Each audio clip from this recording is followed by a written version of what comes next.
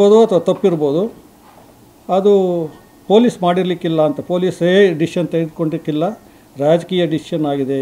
ಯಾಕೆಂದರೆ ಬೆಳಗಾಂ ಪೊಲೀಸರು ಮೊದಲಿಂದನೂ ಭಾಳ ಉತ್ತಮವಾದ ಕೆಲಸ ಮಾಡ್ಕೊಂಡಿದ್ದಾರೆ, ಭಾಳ ಚೆನ್ನಾಗಿ ಕೆಲಸ ಮಾಡ್ತಾರೆ ಬೆಳಗಾಂ ಪೊಲೀಸರು. ನಾನು ಕಂಡಂಗೆ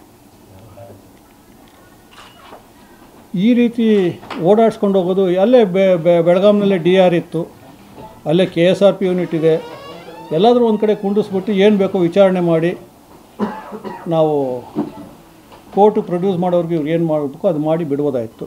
ಯಾಕೆ ಆ ರೀತಿ ಮಾಡಿದ್ದಾರೆ ನೋಡಿದ್ರೆ ಇಂಟರ್ಫರೆನ್ಸ್ ಭಾಳ ಜಾಸ್ತಿ ಆದಂಗೆ ಕಾಣಿಸ್ತದೆ. ಎಲ್ಲೋ ಒಂದು ಕಡೆ ನನಗೆ ಗೊತ್ತಿಲ್ಲ ಅಂತ ಗೃಹ ಸಚಿವರು ಹೇಳಿದ್ದು ಅಂತ ಎಲ್ಲ ಒಂದು ಸತಿ ನಾನು ನೋಡಿದೆ. ಯಾಕಾಯಿತು ಏನೋ ನನಗೆ ಗೊತ್ತಿಲ್ಲ ಅಂದರು. ಅಂದರೆ ಯಾವ ರೀತಿ ಕೊಟ್ಟರು, where is the law and order ಅಂತ. ಒಬ್ಬ ಶಾಸಕರಿಗೆ ಆ ರೀತಿ ಮಾಡ್ಕೊಂಡು ಹೋದರೆ ಇನ್ನು ನಮಗೆ ನಿಮಗೆ ಎಲ್ಲ ಯಾವ ರೀತಿ ರಕ್ಷಣೆ ಸಿಗ್ಬೋದು ಈ ಸರ್ಕಾರದಲ್ಲಿ. ಆದ್ದರಿಂದ ಈಗ ಈ ಸರ್ಕಾರ ಎಲ್ಲ ಕಡೆನೂ ಇದೇ ರೀತಿ ಮಾಡ್ಕೊಂಡು ಹೋಗ್ತಾ ಇದ್ದಾರೆ. ಯಾವುದೇ ಪ್ರತಿಯೊಂದು ಕೆಲಸದಲ್ಲಿ ಏನೇ ಕೇಳಲಿ ಸರ್ಕಾರ ಸಫಲವಾದ ಒಂದು ಉತ್ತರ ಕೊಡೋದಿಲ್ಲ. ಮೊನ್ನೆ ನಕ್ಸಲ್ಸ್ನ ಸರೆಂಡರ್ ಮಾಡಿದ್ರು, ಭಾಳ ಒಳ್ಳೆ ಕೆಲಸ ಮಾಡಿದ್ದಾರೆ. ಎಸ್ಪೆಷಲಿ ಇಂಟೆಲಿಜೆನ್ಸ್ ಚೀಫ್ ಯಾರು ನಿಂಬಾಳ್ಕರ್ ಇದ್ದರು, ಇಲ್ಲೇ ಇದ್ದರು ನಿಮ್ಮಲ್ಲೇ ಬೆಳಗಾಂನಲ್ಲಿ SP ನಿಂಬಾಳ್ಕರ್ ಒಳ್ಳೆ ಕೆಲಸ ಮಾಡಿದ್ದಾರೆ. Is A very good work. ಆದರೆ ಆ ಪ್ರೊಸೀಜರ್ ಸರಿ ಹೋಗಿಲ್ಲ. ಅಲ್ಲಿ ಹೋಗಿ ಅವರೇನು ಅವ್ರನ್ನ ಸರೆಂಡರ್ ಮಾಡಿದ್ಮೇಲೆ ಪೊಲೀಸ್ ಸ್ಟೇಷನಲ್ಲಿ ಮಾಡಬೇಕು, ಇಲ್ಲ ನ್ಯಾಯಾಲಯದ ಮುಂದೆ ಮಾಡಿಸ್ಬೇಕಾಯ್ತು. ಅವನು ತೆಗೆದುಕೊಂಡೋಗಿ ಮುಖ್ಯಮಂತ್ರಿಗಳ ಕಚೇರಿಯಲ್ಲಿ ಮಾಡೋದು ಇದು. ಅದರಲ್ಲೂ ಏನು ಇವರು ಪಾಲಿಟಿಕ್ಸ್ ಮಾಡೋದಾಗಲಿ ಅಥವಾ ಅದರಲ್ಲಿ ಏನಾದರೂ ಬೆನಿಫಿಟ್ ತೆಗೆದುಕೊ ಮಾಡಿರೋದು ಒಳ್ಳೆ ಕೆಲಸ, ಅದರಲ್ಲೇನು ಎರಡು ಮಾತು ಇಲ್ಲೇ ಇಲ್ಲ. ಭಾಳ ಉತ್ತಮವಾದ ಕೆಲಸ ಮಾಡಿದ್ದಾರೆ, ಸರೆಂಡರ್ ಮಾಡಿಸೋದು ಉತ್ತಮದು. ಬಟ್ ಅದನ್ನು ನಾವೇನೋ ಮಾಡ್ಕೊಳಕ್ಕೆ ಹೋಗಿ ನಮ್ಮ ಉಪಯೋಗ ಮಾಡ್ಕೊಳಕ್ಕೆ ಹೋಗೋದು ತಪ್ಪಾಗ್ತದೆ ಅಂತ. ಅದು ಭಾಳಷ್ಟು ನಾನು ನೋಡ್ತಾ ಇದ್ದೀನಿ. ಏನೇ ಆಗಲಿ ಒಂದು ಸರೆಂಡರ್ ಮಾಡಬೇಕಾದ್ರೆ ಅಷ್ಟು ಭಾಳ ಬೇಜಾರಾಯಿತು ಅವತ್ತು ನನಗೆ. ನಾನು ಮಾಡಿದ್ದೆ. ನಾನು ಇಲ್ಲಿ ಅಸ್ನೋಟಿಕರ್ MLA ಅವರು ಇದ್ದರು, ತಮಗೆಲ್ಲ ಗೊತ್ತು. ಕೆಲವರೆಲ್ಲ ಹುಡುಗರು ನೀವೆಲ್ಲ ನೋಡಿರ್ಲಿಕ್ಕಿಲ್ಲ.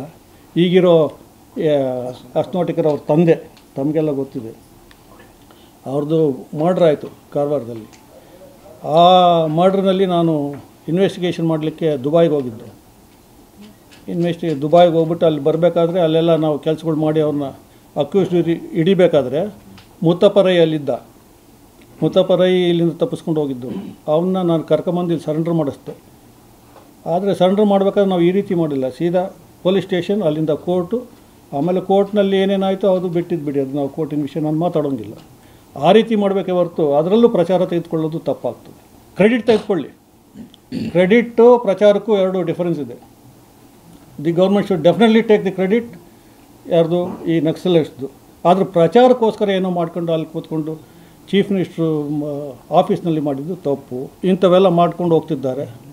ಮತ್ತು ತಾವೆಲ್ಲ ಈಗೆಲ್ಲ ನೋಡಿದಿರಿ, ಅವರ ಪಕ್ಷದಲ್ಲಿ ಏನಾಗಿದೆ ಅಂದರೆ ದೊಡ್ಡ ದೊಡ್ಡ ವ್ಯಕ್ತಿಗಳೇ ಅವರು ಮಂತ್ರಿಗಳು, ಒಂದು ಕೋಮಿಗೆ ಸೇರಿದ ಮಂತ್ರಿಗಳು, SC ST ಸಮಾಜಕ್ಕೆ ಸೇರಿದ ಮಂತ್ರಿಗಳಾಗಲಿ ಶಾಸಕರಾಗಲಿ ಒಂದು ಕೂತ್ಕೊಂಡು ಊಟ ಮಾಡಲಿಕ್ಕೂ ಅವ್ರಿಗೆ ಫ್ರೀಡಮ್ ಇಲ್ಲ. ಅದಕ್ಕೆ ಹೈಕಮಾಂಡಿಂದ ಪರ್ಮಿಷನ್ ತೆಗೆದುಕೊಳ್ಬೇಕು. ಒಂದು ಊಟ ಮಾಡಲಿಕ್ಕೆ ಹೈಕಮಾಂಡಿಂದ ಪರ್ಮಿಷನ್ ತೆಗೆದುಕೊಳ್ಳೋದು ಸರಿನಾ?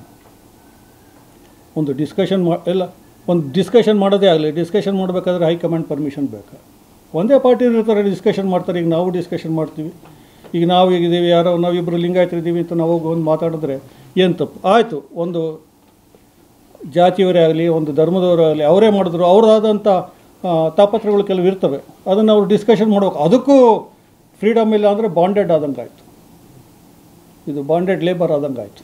ಈ ರೀತಿ ಒಂದು ಪಕ್ಷ ನಡೆಸ್ಕೊಂಡು ಹೋಗ್ತಿದ್ದಾರೆ ಅವರು. ಅದಕ್ಕೆ ತಾವೆಲ್ಲ ಸೇರಿ ಈ ಸತಿ ನಮ್ಮವ್ರಿಗೆ ಹೇಳಿ ಆ ಪಕ್ಷನ ತೆಗೆದು ನಮ್ಮ ಅಲಯನ್ಸ್ ಬರಬೇಕು ಅಂತೇಳಿ ವಿಚಾರ ಮಾಡಲಿಕ್ಕೋಸ್ಕರ, ನಮ್ಮ ಪಕ್ಷದ ಬಲವರ್ಧನೆಗೋಸ್ಕರ ನಾನು ಬಂದಿದ್ದೇನೆ.